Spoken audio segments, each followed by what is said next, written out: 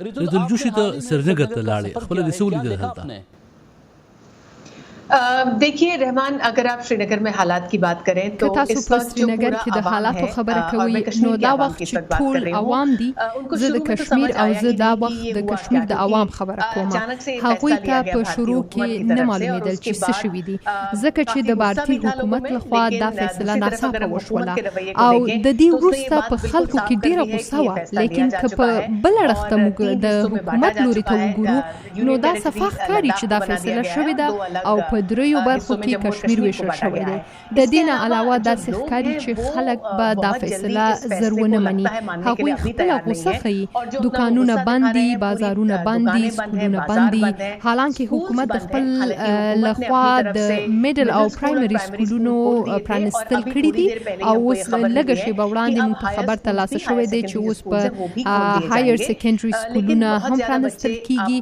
لیکن تاسو به ډیر ماشومان په کلاسونو کې ونه وینئ. همدغه رنګ که تاسو د بازارونو او دوکانونو خبره کوئ نو تاسو به یوازې د دوایانو دوکانونه خلاص ووینئ، سرکاري دفترونه، لیکن هلته هم حاضري کمه ده. تاسو به په سړک د امنیت خلک زیات ووینئ.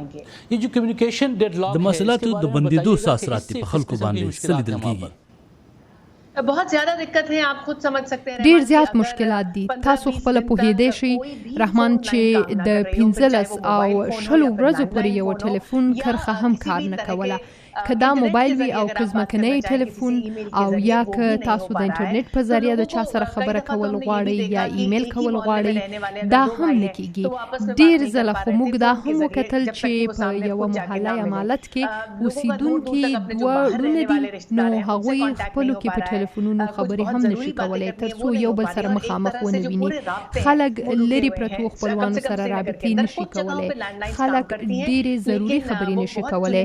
نو په یو شکل کې په سرینګر کې ټولې رابطې ودرېدلې دي. هندوستان में वजीर आजम नरेंद्र मोदी په هندوستان کې د وزیر اعظم نریندر مودي د فیصلې په اړه د ولس رائے څه ده؟ देखिए ऐसा नहीं है कि وګورئ داسې نه ده چې هر لوري ته به تاسو د دې فیصلې مخالفت کوونکي وینئ. ډیر داسې خلک شته چې د دې فیصلې حمایت کوي. که موږ جمو او کشمیر ته د یو ریاست په توګه وګورو چې وړاندې وو نو د جمو او لداخ لخوا ډیرو خلکو د دې فیصلې حمایت کوونکي هم په نظر راغلل. لیکن که تاسو د کشمیر علاقې خبره کوئ، سرینګر یا د شاوخوا علاقې، نو هلته دا شی خلکو نه دی خوښ کړی او دا فیصله د هغوی د پوښتنې نه بغیر شوې ده.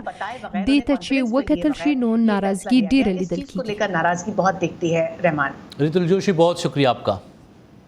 शुक्रिया रहमान.